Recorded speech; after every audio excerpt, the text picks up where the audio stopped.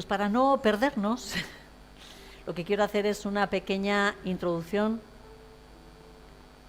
porque parece mentira, pero ya vamos avanzados en la carta a los Efesios, ya vamos en el capítulo 6, y habíamos entrado en un tema. ¿Alguien se acuerda? Yo no sé si es mucho pedir, en esta congregación algunos tienen apuntes. ¿Alguien se acuerda en qué tema habíamos entrado ya? Nadie, bueno. Vale. La armadura de Dios, ¿sí? Estamos ya en la última parte, o prácticamente la última parte, ¿verdad? Pero hay todo un texto, una introducción, antes de exponer cuál es la armadura de Dios, que quizás es lo que Dios mediante vamos a empezar a hacer hoy.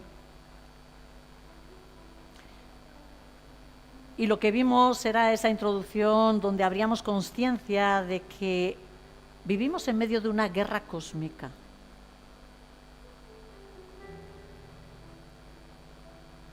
Sabemos que nuestro Señor Jesucristo, Él recuperó toda autoridad, ¿sí o no? Él dice, ¿no? Toda autoridad me es dada en el cielo y en la tierra, y por tanto, ¿no? Y Él nos comisiona a nosotros. Así que todo ha sido ya ganado por Él, todo lo creado es de Él y Él tiene nuevamente la autoridad. ¡Fum! La sacó de las manos de ese enemigo, ¿verdad? Pero vimos de que estamos en un tiempo en el que el Señor está poniendo orden. ¿Y hasta cuándo va a durar esto? Hasta que Él ponga a todos sus enemigos por debajo de sus pies. Vamos a leer, porfa, en 1 Corintios. Mari, si nos abres por ahí.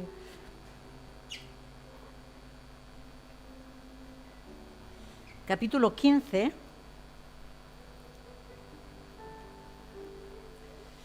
Primera de Corintios 15, voy a leer los versículos del 25 al 28.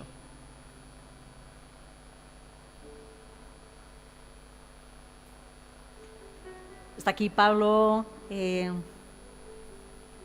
hablando de esa esperanza, de esa resurrección, y dice en el versículo 25, porque es necesario que Él reine hasta que ponga a todos sus enemigos bajo sus pies. ¿Quién es necesario que reine? ¿Quién es? Cristo, ¿verdad? Es necesario que Él reine, que Cristo reine, hasta que ponga a todos sus enemigos debajo de sus pies. Y el postrer enemigo en ser destruido es la muerte.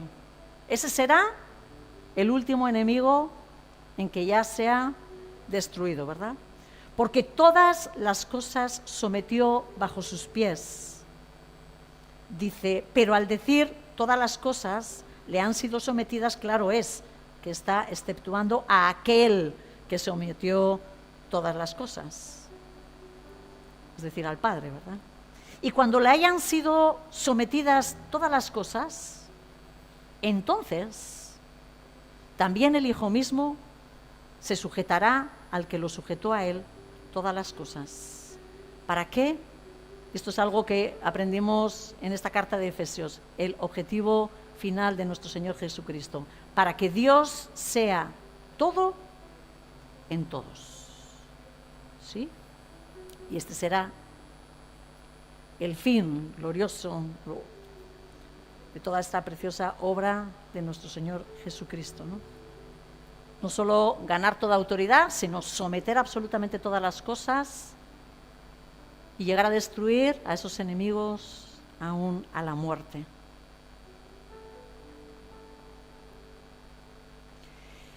Pero decíamos que este segundo Adán, que es de lo que habla el texto en 1 Corintios, él ha decidido hacer todo este proceso de sometimiento de los enemigos debajo de sus pies.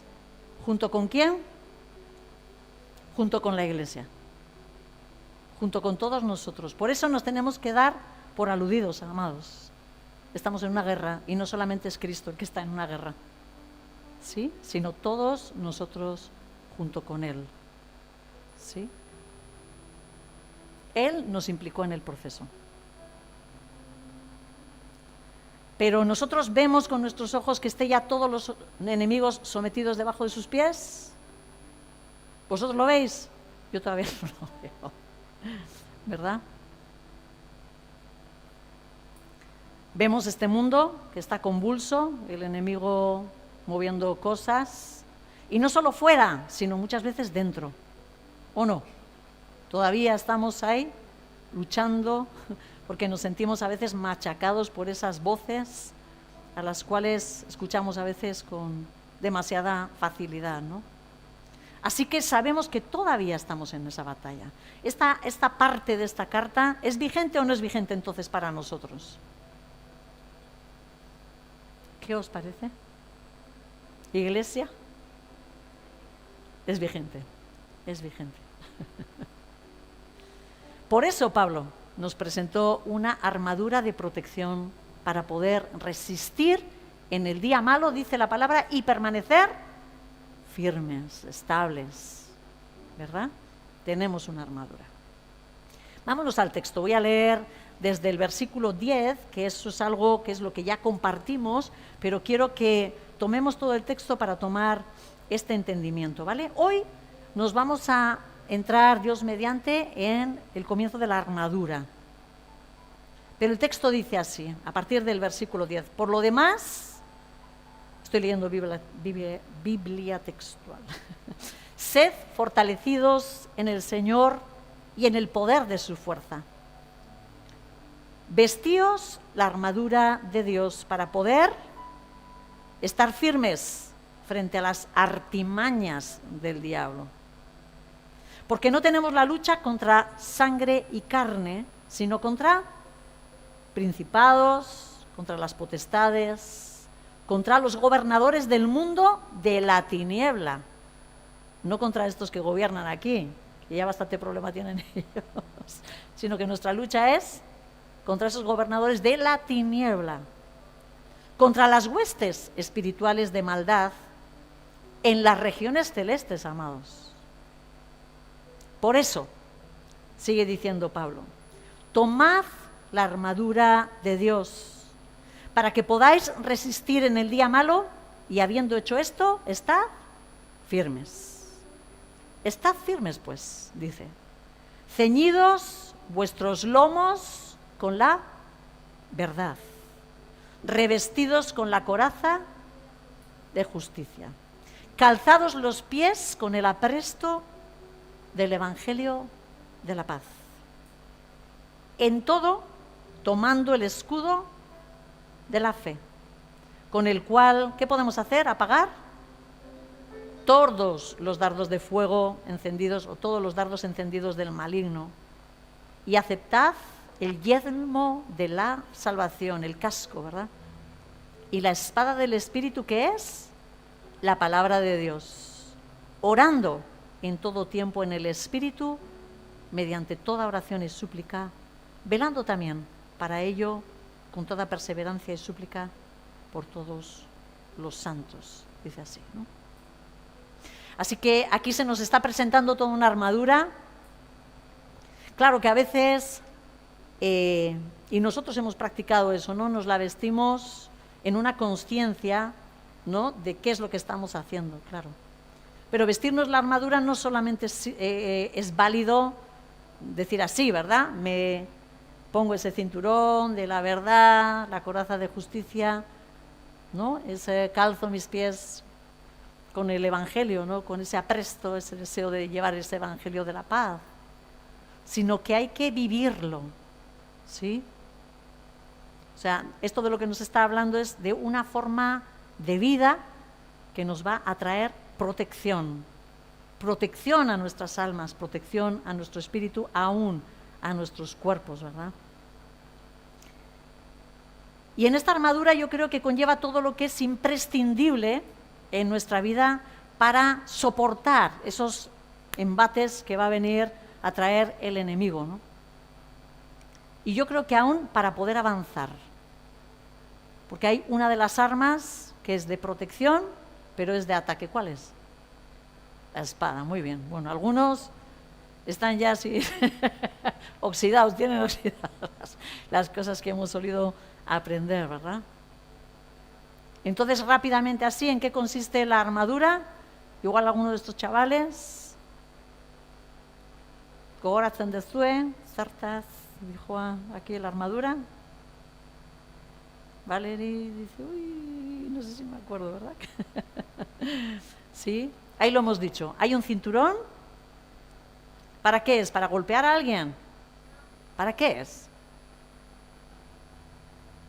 Venga, Daniel, ¿para qué es el cinturón?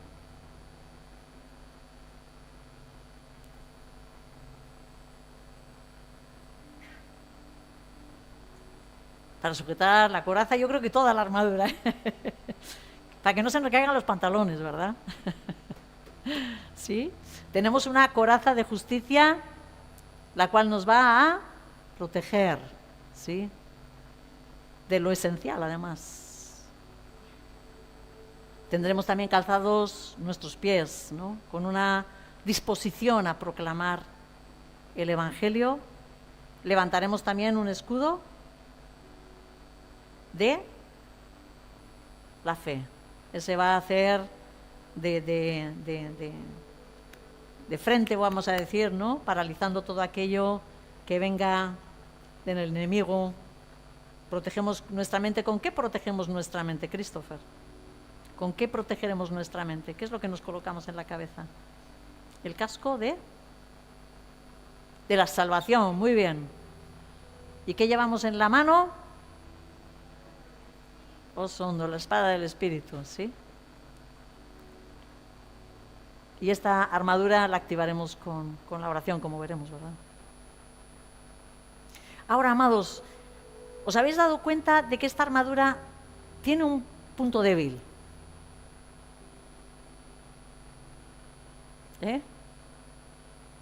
¿Cuál es el punto débil? Denise, ¿cuál es el punto débil? ¿Qué es lo que queda descubierto? La espalda. ¿Sí? ¿Y por qué creéis vosotros que el Señor no necesita protegernos la espalda? Yafet.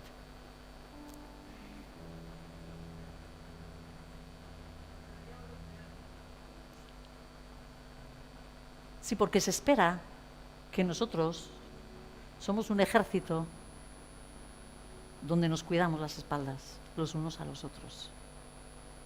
Cada uno de nosotros debería de vivir con la confianza de que tengo a mis hermanos. El ejército más bueno del mundo. Muy bien, Matías. Porque estamos, como se nos está hablando también, ¿no? En esa unidad que el Señor nos está trabajando, queriendo trabajar, ¿no? De que estamos para apoyarnos, estamos para protegernos, estamos para sostenernos, estamos para amarnos, ¿no? Así que mis espaldas deberían de estar tranquilas y libres, ¿verdad? Porque confío en vosotros.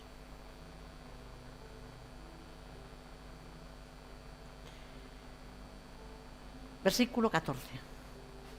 Y este es el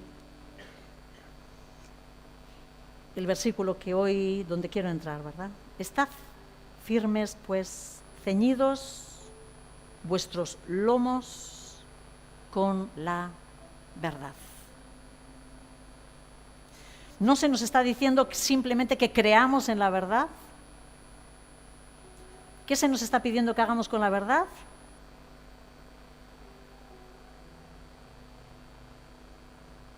¿Qué se nos está pidiendo que hagamos con la verdad? Que nos ciñamos. ¿Sabéis una cosa? Cada vez que estamos con los adolescentes, con los chavales, nos suelen decir, pero ¿cómo nos decís que hablemos si los mayores hacen lo mismo? ¿Sabes? Y tienes razón. Y tienes razón. Hay que estar uno como que tirando de cada palabra, ¿sí? El cinturón este nos sirve para ceñirnos, es para ceñirnos. ¿Por qué? Porque la verdad no es un accesorio más, ni siquiera es un arma en sí mismo. sino que es lo que sujeta todo lo demás, ¿sí? Cuando se pierde la verdad, el resto de la armadura se desordena y cae. Amados, si no sabemos cuál es la verdad y no partimos de la verdad, todo el resto de los elementos son relativos.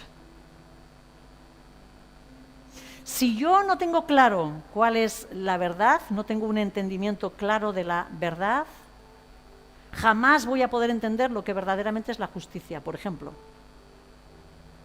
¿Sí? Porque será, bueno, pues, si no estoy basado en la verdad, cualquier cosa, ¿no? Puede ser justicia. O cualquier cosa puede ser, yo qué sé, el concepto de la espada, de cómo manejo la espada, ¿sí?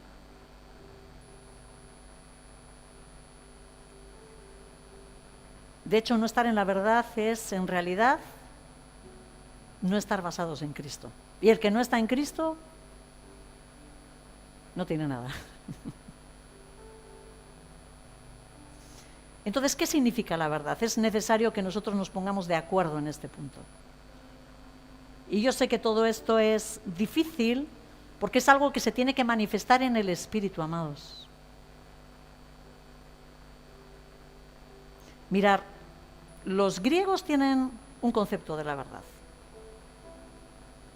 A ver, alguno de estos estudiosos. Los griegos tienen un concepto de la verdad. Y toda la verdad para ellos está aquí. Es algo mental, ¿sí? Es algo estático, es algo teórico, es algo atemporal, ¿no? Sin embargo, el concepto de verdad hebreo, emet, es algo práctico, es algo empírico, es algo que se vive. Está completamente relacionado con Dios, no es algo teórico que lo puedo plantear sin que Dios esté, sino que la verdad sale, surge y, como sabemos, es Dios mismo, ¿verdad? De hecho, muchas veces cuando se habla de la verdad se suele hablar en un concepto hebreo de lo que es la fidelidad, ¿no? Hoy en día, digamos, cuando tú te pones a estudiar, hoy en día se te pueden presentar aquí en nuestra cultura ambas cosas como ciertas, ¿vale? Se presenta la verdad como algo intelectual, como un hecho, se dice lo que es real, ¿verdad? Pero también entendemos que la verdad tiene que ver con la moral, con la ética, con la forma correcta de vida, con lo espiritual, ¿sí? Tan cierto puede ser la verdad moral como la verdad matemática, ¿no? Y en la palabra nos vamos a encontrar que el término verdad va a aparecer significando muchas cosas, ¿sí? Hay veces que la palabra nos habla de verdad como lo opuesto a la, Matías, como lo opuesto, la verdad es lo opuesto a qué, a la mentira, ¿sí? Habrá momentos en los que se nos habla la verdad, pero se nos está hablando como si eso fuera un atributo de Dios mismo, es algo que se le atribuye a Dios y que suele estar relacionado con la fidelidad, por cierto, ¿sí? Hay versículos que nos van a hablar de la verdad. Venga, alguien que me diga, porque aquí hay cosas que son muy evidentes.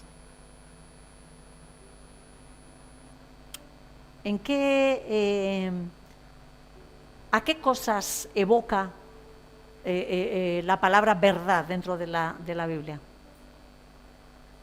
A Jesús mismo. Él es la verdad, el Cristo, ¿verdad? Él es la verdad, muy bueno. Una persona, por ejemplo, ¿sí? ¿A quién más? Predicar la verdad, ¿qué podría ser?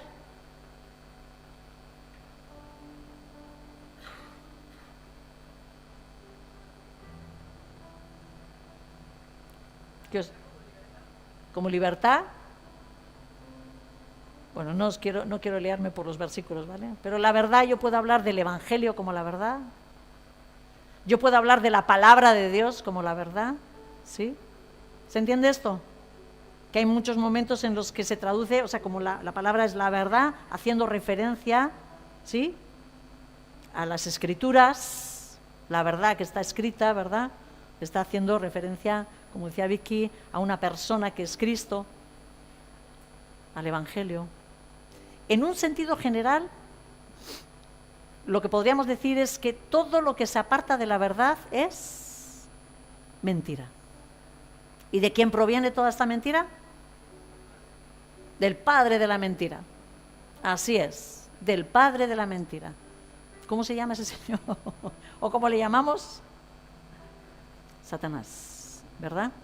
¿Sí? Vamos a ver el versículo Juan 8:44, que todos lo conocemos, que dice: vosotros sois de vuestro padre el diablo. Esta palabra significa calumniador o amante de los chismes maliciosos también. Satán, eso es. El acusador, ¿verdad? Dice: vosotros sois de vuestro padre el diablo, y los deseos de vuestro padre queréis hacer. Él ha sido homicida desde el principio y no ha permanecido ¿en qué? En la verdad, porque no hay verdad en él. ¿Sí? Lo que nos está diciendo, él siempre habla de lo suyo, dice ese versículo, ¿no? Porque es mentiroso y padre de mentira. ¿Qué es lo que hizo el Satán? ¿Apartarse de qué? De la verdad. ¿Será importante, amados, que estemos vigilando esto o no?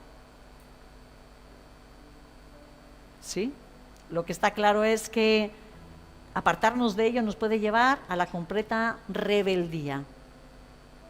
Porque cuando Satanás consiguió que Adán y Eva dudasen, ya lo he dicho, o sea, entró, vamos a decir, con la estrategia, consiguiendo, ¿no?, que dudasen de una verdad. Al principio ellos estaban protegidos, ¿por qué? Porque creían en la verdad. El Padre había hablado con toda claridad, ¿sí?, de que cuidado, no comáis de ese árbol, ¿verdad? El que coma de él, hay muerte detrás de ese árbol, ¿no? Y sin embargo, llega este padre de mentira y ¡chup!, suelta y se desató.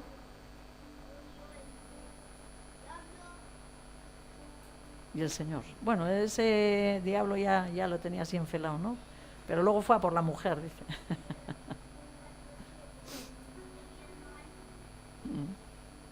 Hoy en día, amados, hoy en día esta sigue siendo una de las mejores artimañas que usa él. El hacernos dudar de la veracidad de la palabra de Dios. De hacernos dudar de si sus normas serán verdaderas, será tan extremo esto, será todo esto tan peligroso, todas esas advertencias que el Señor nos da, ¿no?, ¿serán tan ciertas? O bueno, igual al final, perdona todo y ya está, ¿no? ¿Y cuál es la consecuencia de nuestras vidas? En cuanto dudamos, amados, ¿qué es lo que luego hacemos, Alex? Si el Padre dice, el Dios de los cielos dice, no mientas, y cuando ya dices, bueno, igual, ¿qué es lo que hacemos normalmente? Mentir, ¿verdad? Acabamos practicando el pecado a nuestras anchas, y como no nos cae rápidamente un rayo del cielo, porque estaríamos todos fulminados, ya se hubiera acabado la humanidad, pues ahí seguimos, haciendo pruebitas, ¿verdad? Y cada vez normalmente va la mentira en aumento, ¿no? Así nos habla en Romanos, ¿no?, como nos está diciendo que cambiaron la verdad de Dios por la mentira, y luego sigue diciendo, y por eso Dios los entregó a pasiones vergonzosas, ¿no?, por cambiar la verdad de Dios por la mentira, ¿no? La mentira nos aleja de esa verdad, al fin y al cabo. Es decir, que la mentira nos aleja ¿de quién? De Dios mismo, ¿sí? Así que, amados, solo una cosita en esta mañana, si eso es algo que se nos queda grabado en nuestro corazón, es tan trascendente que tomamos en cuenta las advertencias que el Señor una y otra vez nos hace contra el enemigo. ¿Sí?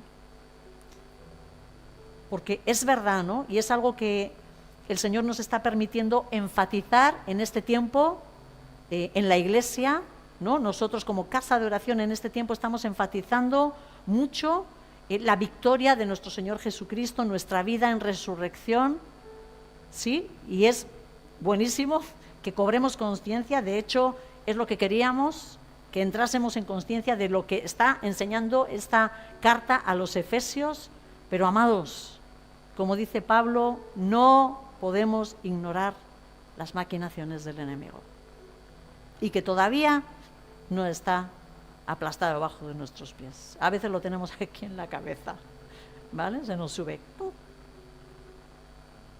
En Apocalipsis 12:9, fijaros si es trascendente el vigilar esto, que nos dice que el diablo fue lanzado fuera del cielo, ¿verdad? Ese dragón, esa serpiente antigua, que se llama diablo y Satanás, dice.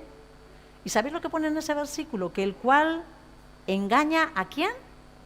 Al mundo entero, amados. No estamos hablando de algo que es moco de pavo, o sea, al mundo entero. O sea, el engaño, el poder, la capacidad, la sagacidad que tiene este ser es algo brutal. A tener cuidado, ¿sí? Con sus palabras, con sus doctrinas, las líneas de pensamiento, que muchas veces no somos ni conscientes, estamos en el mundo y creemos que así tiene que ser la cosa. Si lo analizamos, son filosofías, herejías, que sostienen todo el sistema de este mundo, ¿no? Y todas esas verdades, entre comillas, que se dicen en la sociedad, son los medios que el enemigo usa para engañarnos, para distraernos, para confundirnos, para apartar a los hombres de Dios de que sigan de su camino, ¿no? El poder de este enemigo a través de la mentira es para tenerlo en cuenta, ¿sí? De hecho, no podemos llegar a nuestro Dios, no podemos llegar al Padre, no podemos llegar a tener una comunión verdadera si no estamos en la verdad. Hay muchas personas, vosotros conocéis personas que os digan, sí, yo creo en Dios, ¿conocéis? A mi manera. Ahí por ahí va los desvíos de la verdad, ¿no? A mi manera. Personas que quizás le oran a Dios, ¿no? Le piden, y seguramente Dios escucha, claro, lógicamente Dios es Dios, ¿no? ¿Qué es lo que no va a escuchar? ¿Dónde no está, no? Si subiere a los cielos, ahí estás tú. Si bajare abajo al infierno, he aquí, ahí tú estás. Pero estoy hablando de una escucha de comunión con el Padre. La única forma que nosotros tenemos de tener una comunión con el Dios verdadero es estando en la verdad. Solamente hay es que nosotros entramos en la vida, ¿no? A través de la verdad. De hecho, ¿cómo quiere Él? Y dice Él que busca a sus adoradores que adoren en espíritu y en verdad. Así que eso es lo que nos conecta con el Padre, ¿sí? La verdad. Tal es el efecto y poder de la verdad que, como alguien ha comentado, no sé si era Vicky o alguien, estaba diciendo que esa verdad nos va a traer libertad. Como dice el Evangelio de Juan, y conoceréis la verdad y la verdad os hará libres, y la verdad os hará libres, en Juan 8:31, ¿no? Obedecer los mandamientos de Jesús, dice la palabra, que nos va a llevar a conocer la verdad, a entrar en libertad de toda esa esclavitud, del pecado, del peso de la culpa ante Dios, del temor, aún del poder de la muerte, ¿sí? Y fijaros si es trascendente, y quiero añadir otro detalle más. de la importancia de esta verdad que el Señor ha puesto en cada una de las personas que creemos en Él? Vamos a por los niños para que puedan atendernos, ¿vale? ¿Qué es lo que el Señor ha puesto dentro de nuestros corazones cuando entregamos nuestra vida a Jesús, Valerie? ¿Qué pone Él dentro de nuestros corazones?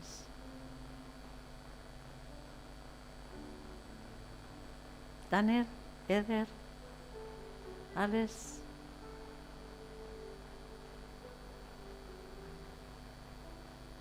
Si todos sabéis qué es lo que pone en nuestras vidas.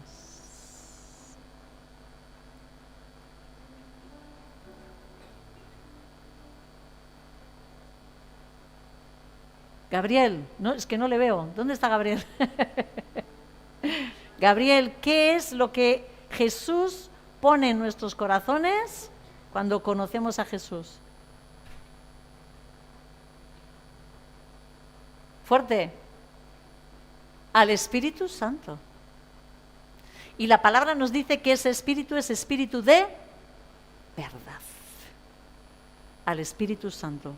Aquel que dice la palabra que nos guiará a toda verdad.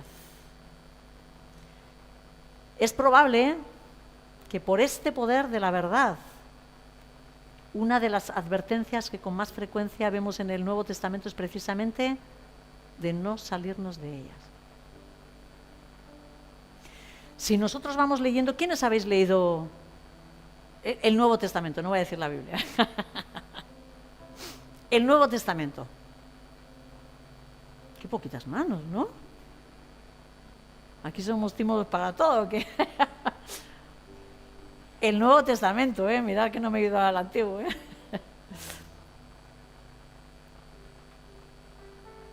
Mirar en estas enseñanzas, prácticamente en todas, vamos a ver una o varias referencias sobre grupos o personas que enseñan mentiras. Vamos a ver continuamente advertencias de falsas doctrinas. ¿Sabéis por qué? ¿Vosotros creéis que el enemigo se queda ahí fuera? Y dice, no, estos son intocables. Ojalá. Ojalá algún día nuestro espíritu tenga tal fuerza y estemos tan centrados que cuando nos mire el enemigo diga, buah, con este no me meto. Ahí vamos a por ello, venga. Pero, ¿se mete o no se mete este señor? Voy a llamarlo así. Se mete en medio de las iglesias. Se metía hace tantísimo tiempo, desde el principio, y se sigue metiendo. Y se sigue metiendo, ¿sí? ¿Sabéis por qué? Por lo que acabo de decir continuamente. Porque como nos desviemos de la verdad, entramos en completa vulnerabilidad. Es más, normalmente se nos saca de la pista, se nos saca de la carrera, se nos puede llegar a sacar de la carrera, lo voy a decir así, ¿sí? Toda esa protección, esa libertad, esa comunión con Dios, esa salvación que viene de la verdad, se puede ir, ¿verdad? Las doctrinas falsas o herejías que nos pueden llevar a perdición. Venga, os lo voy a preguntar a vosotros. En su momento Casa de Oración ha sido tan buenos estudiantes. A ver si alguien recuerda, ¿no? O sea, ¿qué cosas creéis que son claves en el entendimiento de la verdad? ¿Qué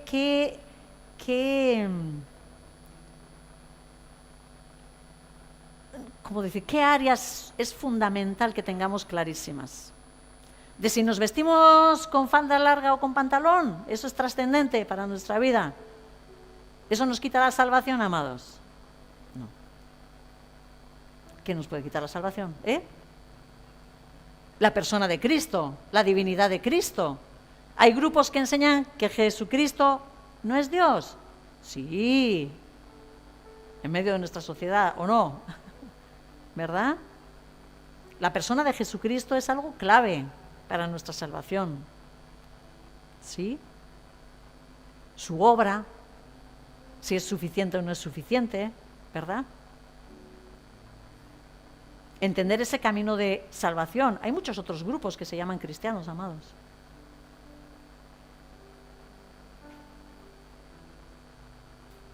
Es importante entender el carácter de Dios. ¿Quién es Dios? Porque la gente que dice, todos creemos, yo también creo en Dios. ¿En qué Dios crees tú?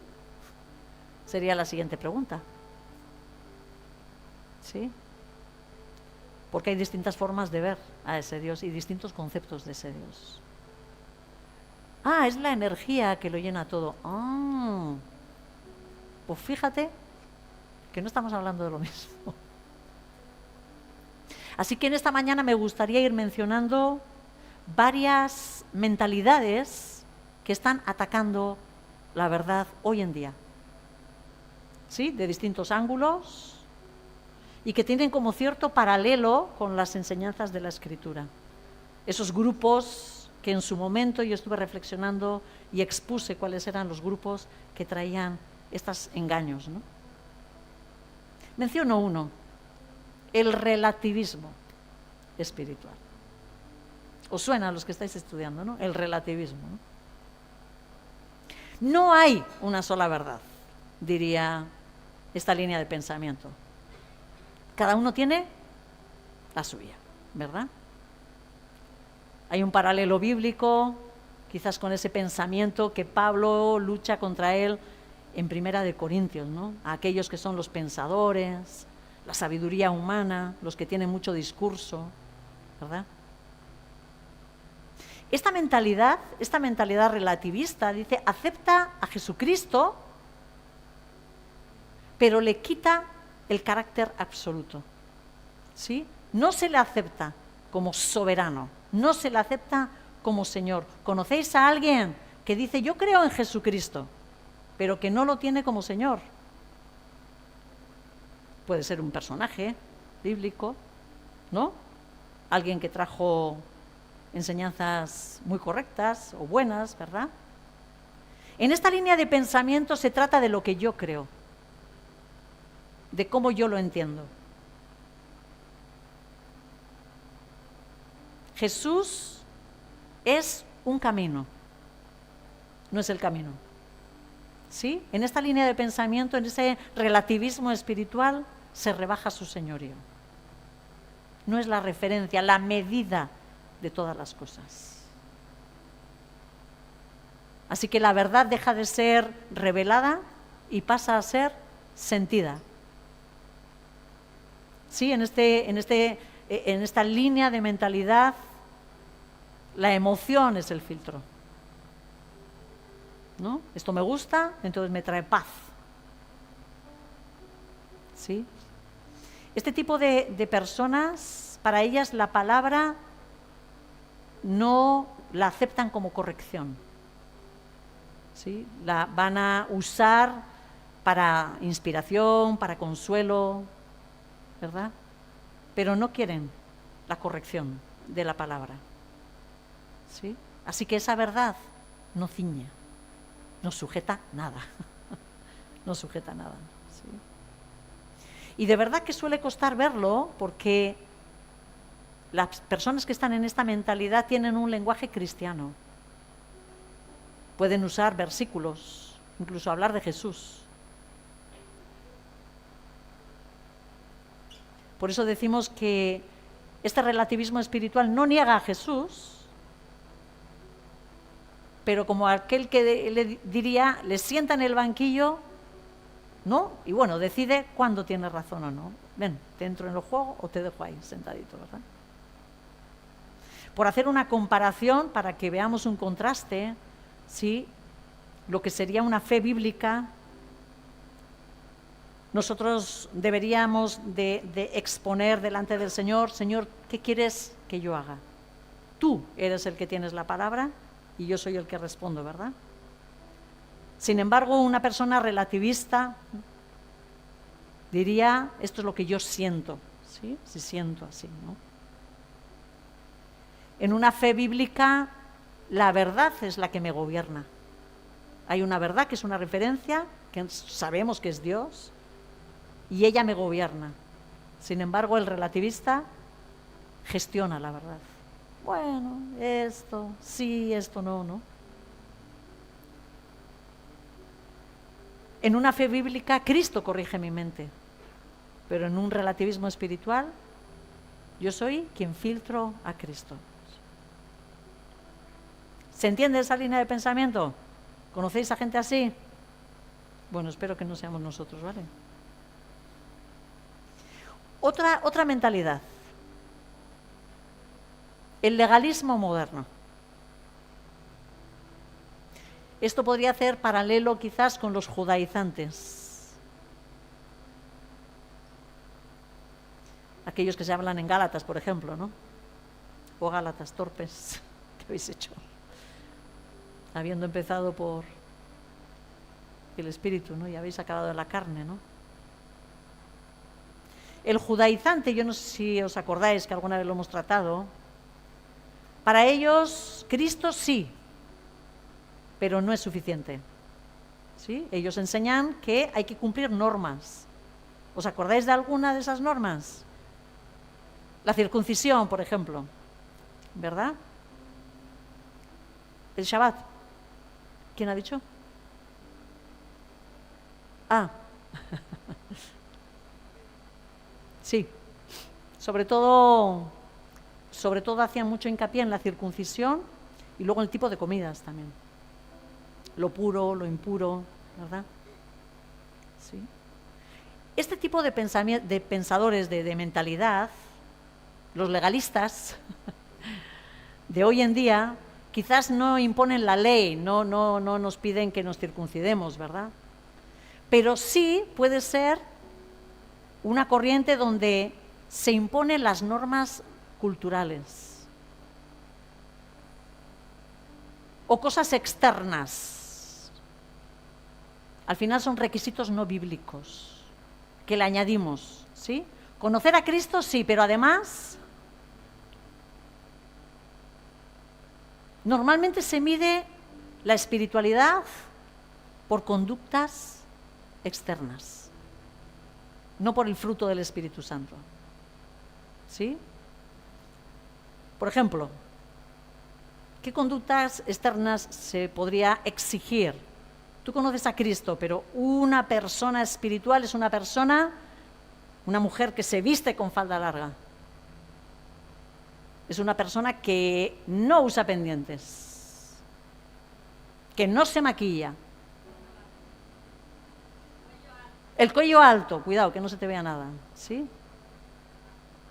Eso es, por ejemplo, ¿no?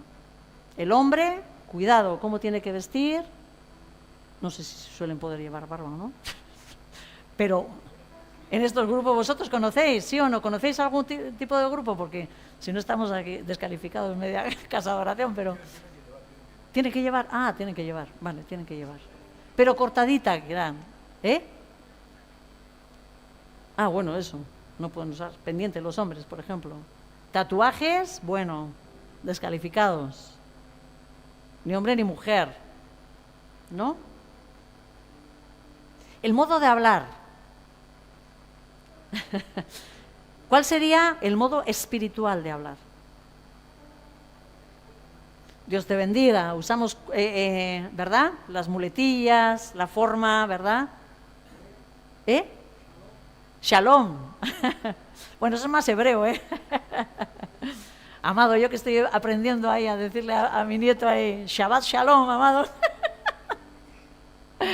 Sí. Sí, eso al final son, por ejemplo, líneas de pensamiento que al final se quedan, ¿no?, anclados. No, tenemos que ir hebreos, ahora vestimos así, ¿verdad? Por ejemplo, es otra tendencia, ¿no? Sí. La forma de hablar, quizás pausada, un lenguaje evangélico, como decía Merari, ¿verdad? Aleluya, hermano, ¿sí? Frases hechas, en victoria, siempre en victoria. Yo es que como no tengo mucho rollo, pues tampoco, ¿sí? O quizás, por ejemplo, en las prácticas, ¿en qué es lo que hace la persona? ¡Wow! Tiene tantas horas de oración, ¿sí? O es una persona que tiene que asistir a todas las reuniones, si no, no es espiritual. ¿sí? Tenemos que marcar tarjetita de que asistimos a todo, ¿no? El control, quizás, de estas formas de actuar, ¿no? Ese cristiano, nah, Matías, ¿cómo va a ser cristiano si le gusta el reggaetón? Por ejemplo, ¿no? O no, ¿cómo ese reggaetón, cómo se llama el funky town y estos? El rap, perdón. Oh, no, el reggaetón, yo qué sé, que habrá quien le guste, ¿no? Sí. O sea, por las películas que ve, por las fiestas que celebra, ¿verdad?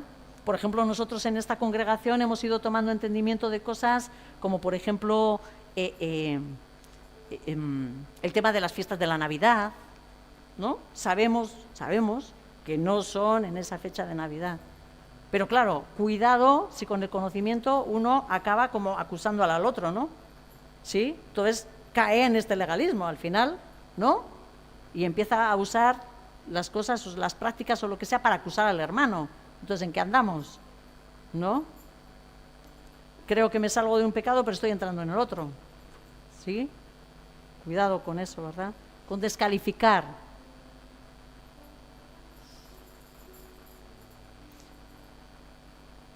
La disciplina bíblica nace del amor, pero el legalismo nace del miedo. ¿Sí? Del miedo. Esa disciplina bíblica apunta al corazón. ¿Qué siente? ¿Qué es lo que le motiva a esta persona? ¿Por qué estoy haciendo esto? ¿Por qué hablo? ¿Por qué callo? ¿Por qué visto? ¿Por qué no visto? El legalismo, en cambio, se fija en lo visible, en lo externo, ¿verdad? La disciplina bíblica produce libertad. ¿Qué produce el legalismo? Esclavitud, culpa. ¿Verdad? Cristo es suficiente y, sin embargo, en el legalismo Cristo es la base, pero siempre se necesita algo más, ¿no? Así que, amados, cuando algo externo se vuelve una condición para ser aceptado, el Evangelio ya no es gracia, ¿sí? Cuando le añadimos algo más, ¿no? Para poder ser salvo, ¿no? Ese Evangelio ya no es gracia. ¿Se entiende esto? ¿Sí? Y tenemos tendencia, ¿eh? Y tenemos tendencia. Otro tipo de mentalidad. El gnosticismo emocional. Fijaros, en su paralelo sería este gnosticismo, ¿no? Donde en Juan, por ejemplo, el apóstol Juan, ¿no? Él confrontaba, ¿sí? Él hablaba de los anticristos, ¿sí? Este gnosticismo enseñaba que lo espiritual era lo bueno y lo material, malo. Lo material era malo. Si la salvación venía por un conocimiento, una experiencia especial, una gnosis, y no reconocían o relativizaban la encarnación de Cristo. ¿Cómo iba a ser que un Dios que era bueno pudiera tocar y tomar un cuerpo, ¿no? Que era algo material y era algo como malo, ¿no? Entonces ellos no reconocían la encarnación de Jesucristo, ¿sí?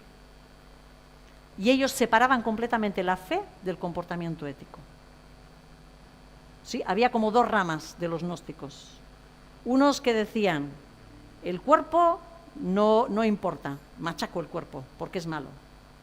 ¿Sí? Y eran estos ascetas que se iban a vivir a los montes. Había alguno, yo leí, de que uno vivió yo que sé cuántos años en un árbol, o sea, unas cosas así, ¿no? Absteniéndose de todo, para abstenerse del mundo, etcétera, etcétera, y machacaba el cuerpo. Estos que se flagelaban, ¿verdad? Y sin embargo había otra rama de los gnósticos que ellos decían, viva la Pepa, aquí yo entro, ¿verdad?, en entendimiento espiritual y con mi cuerpo hago lo que quiero, ¿no? Así que, según la palabra, nosotros sabemos que la verdad forma el carácter, amados. Lo que creo se tiene que reflejar en cómo vivo. ¿Sí? La doctrina, lo que nosotros decimos que creemos y cómo vivimos tiene que ir junto, en la misma línea. Pero según esta mentalidad, las personas pueden tener un montón de revelación de Dios y luego no le pidas arrepentimiento, ni obediencia, ni amor al prójimo. Eso es igual. ¿Sí? Lo importante, la experiencia espiritual y no la verdad vivida, ¿verdad? Si bien la palabra nos muestra cómo Cristo tomó un cuerpo, ¿sí? La palabra nos enseña de que el Dios de los cielos precisamente vino, se supo sujetar a un cuerpo, se supo someter al sufrimiento, a los padecimientos, ¿no? El gnóstico busca solamente lo elevado, ¿no? Lo etéreo, ¿sí? Menosprecia todo lo que es la disciplina, el sufrimiento, el esfuerzo personal, ¿no? El Espíritu Santo, amados, nunca nos elevará por encima de la obediencia ni de la cruz. Así que cuidado, ¿no? Qué bueno es y qué bueno es, yo estoy tan agradecida a Dios de todo lo que Él ha entregado a esta congregación, ¿verdad? Pero cuidado con quedarnos en las alturas, ¿sí? Sino que tenemos que saber también aprender la importancia de disciplina, del esfuerzo, del sufrimiento, ¿no? Cuarto tipo de mentalidad, que son desviaciones, ¿eh? Quiero, por favor, que en lo que estáis escuchando sepamos discernir si estamos en la verdad o no, claro. El evangelio de la prosperidad o del bienestar.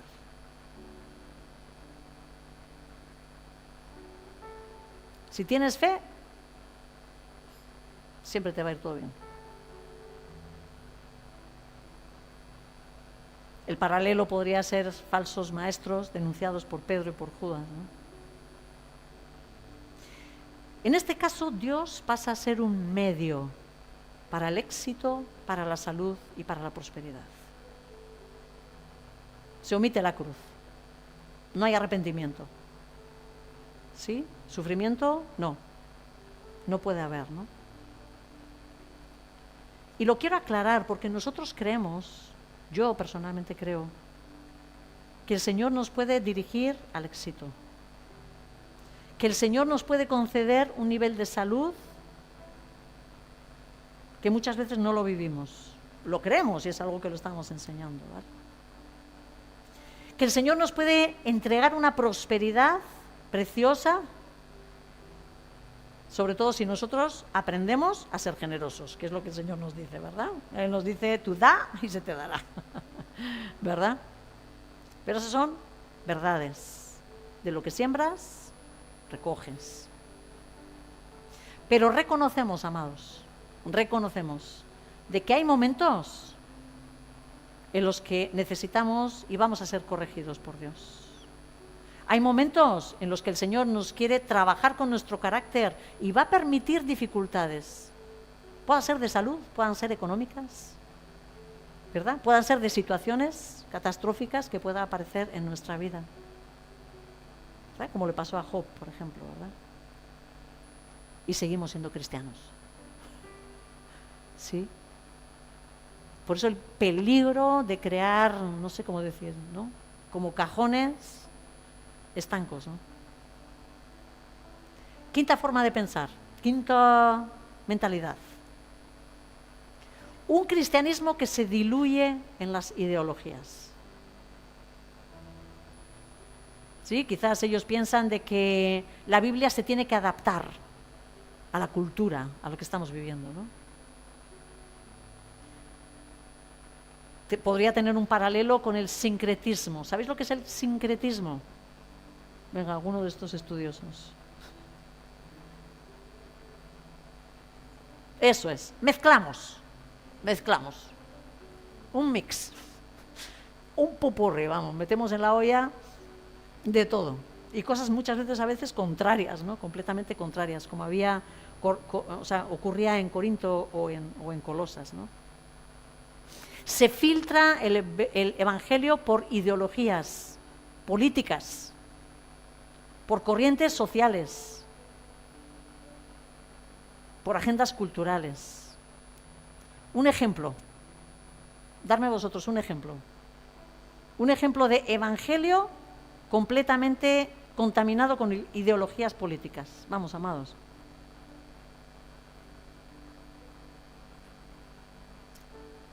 Sí, y esa bueno, que igual de político igual también hay de todo, ¿verdad? Con corrientes sociales. El pastor es homosexual. ¿Perdón? ¿No? Y entonces usan la palabra, ¿no usan toda la palabra? No, tiene que haber un montón de cosas que están reinterpretando o haciendo algo, o no las enseñan. Las que le convienen. Porque hay muchas cosas que hay que callar para poder tener esto. ¿Sí? Tomamos el evangelio y lo vamos a meter en la corriente que mola ahora, ¿vale? Porque si no, o te arriesgas a ir a la cárcel. Una multa del copón, ¿no? Con todos los movimientos que se han hecho en las leyes. Si alguien puede decir y enseñar lo que verdaderamente dice la palabra del Señor. Y entonces, vamos ahí, hacemos una mezcla. Amor. Claro, David ya dice que besó a Jonatán. Claro, es que, ¿qué crees que estaban diciendo? Ya, claro, entonces cuando Abraham besaba a su hijo, pues entonces ¿qué? ¿Dónde acabamos? ¿En Sodoma y Gomorra? ¿Sí? Se toma la palabra y se le hace decir lo que uno quiere que diga, ¿verdad? Se sexualiza la palabra amor, por ejemplo, ¿no?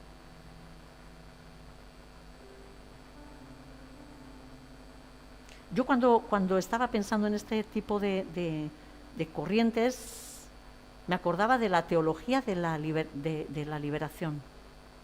¿Habéis oído de esta teología? Pues una teología muy famosa en Latinoamérica, la teología de la liberación. En esta teología, en este tipo de enseñanza, lo que hacemos es usamos el evangelio para levantar las clases sociales más bajas, ¿sí? Cuidado con el rico, que vamos a por él, ¿verdad? Porque Jesucristo dijo, ¿no?, que tenemos que tener cuidado del pobre. Así que, hermanos, ¿no?, nos levantamos en contra de este tipo de enseñanza. Para ellos la salvación, ¿sabéis cuál es? El cambio del sistema, derrocar al sistema que está ahí, llevando el control, ¿no?, de esos ricos. ¿Cómo decía este hombre? Las clases, o cómo decía el de las castas. Derribemos las castas, ¿verdad? La escritura aquí se selecciona, no se recibe entera, ¿verdad? Así que el cinturón sería como que lo vamos cortando y hacemos que encaje con el mundo, ¿no? Y por último, el cristianismo sin Cristo. Son valores cristianos, pero que no tienen señorío de Cristo. Mirad, hay corrientes de pensamiento que se habla del amor, de la justicia, de la paz, pero nunca se menciona ni obediencia, ni arrepentimiento. Jesucristo para ellos no es el Hijo de Dios, es simplemente un referente ético. Un ejemplo que yo tenía en mente era la nueva era, por ejemplo. Mirad, para ellos Jesucristo es Dios, no es el Hijo de Dios, ¿no? Es un maestro espiritual. ¿Es una referencia para ellos? Sí. ¿Toman versículos? Sí. Algunos, ¿verdad? Lo ven como un ser iluminado, pero no como el Verbo encarnado, como el único mediador entre Dios y los hombres, ¿verdad? Pero ellos manejan este lenguaje continuamente. Luz, veamos la luz, la paz, el amor, el espíritu, ¿sí? Ahora no reconocen la cruz, no reconocen la necesidad de que nuestro pecado tenga que ser pagado y que fue pagado en una cruz por Jesucristo, ¿vale? Para este grupo la salvación es conocerse a sí mismo, un autodescubrimiento. El pecado, el único pecado del hombre es la ignorancia, nada más. Y hoy en día, ¿sabéis qué está ocurriendo? De que el lenguaje llega a ser tan mezclado que hay muchos cristianos, amados, muchos cristianos que toman cantos, versículos, citas bíblicas, ¿sí? Citas que se mencionan cosas, ¿verdad? Que tienen esta ideología de la nueva era, pero la persona, el cristiano, no tiene discernimiento. Nosotros tenemos en medio de nosotros una hermana que ya conoce de todo este trasfondo porque ha salido de él, ¿verdad? Y ella me compartía, ¿no? Decir, uy, fíjate que me está transmitiendo, o sea, otra persona creyente que ella conoce, ¿no? Oye, que me está enviando mensajes, pero si estos mensajes son de la nueva era, ¿no? Amados, necesitamos abrir los ojos. Necesitamos conocer la verdad. Como el aire que respira, porque esa tiene que ser nuestra base, lo que nos sujeta, lo que nos sostiene, ¿sí? La verdad no solo se cree, la verdad nos ciñe, nos recoge, ¿sí? Y cuando no nos ceñimos con la verdad, ¿qué es lo que nos ocurre? Todo se cae. ¿En qué batalla vas a ir tú? ¿A quién te vas a enfrentar? Cuando lo que tienes no te agarra, ¡pum! De repente te encuentras con los pantalones bajados, ¿verdad? En la mitad de la batalla, ¿no? Pablo no dijo que tengamos la verdad, sino que nos ciñamos con ella. Y esto implica decisión diaria y vigilancia constante. Amados, que seamos exhortados a amar esa verdad, a buscar esa verdad como el tesoro para nuestra vida, ¿sí? De verdad que en los tiempos en los que estamos es algo tan sutil. Y todas esas profecías que se mueven, ¿no? En medio de... Bueno, vosotros sabéis que yo en concreto ni lo enseño, ¿no? No creo en ese arrebatamiento, ¿no? Yo creo que ahí está toda esa prueba, ¿verdad? Pero lo que sí creo es que el enemigo lo que va a levantar es un engaño global. Y como dice Jesús en su palabra, Él va a intentar que el creyente sea desviado de la verdad. Y aquel que llaman el anticristo, es decir, aquel que se opone a Cristo, va a ser alguien que tenga mucha capacidad en lo que hable, mucha. Así que tenemos que estar muy atentos, de no dejarnos llevar por todo pensamiento que nos suene cristiano, ¿sí? Vigilantes, para que no se nos caigan los pantalones. Señor, Padre, nos presentamos delante de ti. Declaramos, Señor, que tenemos una necesidad plena, oh Dios, de conocerte, de vivirte, de poder entender, Señor, tus principios, tu palabra. Señor, ayúdanos a cuidar nuestros corazones, a no venir y tomar tu palabra y ser selectivos, esto sí, esto no. A entender, Señor, ¿no?, que todo aquello que está escrito en este libro, ¿no?, en esas escrituras que tú has dejado, son revelación y son verdad. Queremos conocerte a través de ellas Señor, declaramos y sabemos, Señor, que toda revelación del Espíritu Santo no va a ir en contra de esa palabra revelada. Y lo creemos, Señor. Danos ese discernimiento, danos ese entendimiento, llénanos, Señor, de sabiduría de lo alto, Señor, para saber cómo caminar y por dónde caminar, Señor, y de una forma muy especial en estos tiempos, Señor, en este día malo, Señor, en estos días malos en los que estamos. Sabiduría, Señor. Enséñanos, Señor, a amarte por encima de todo y amar tu verdad. En el nombre de Jesús, en el nombre de Jesús, en el nombre de Jesús.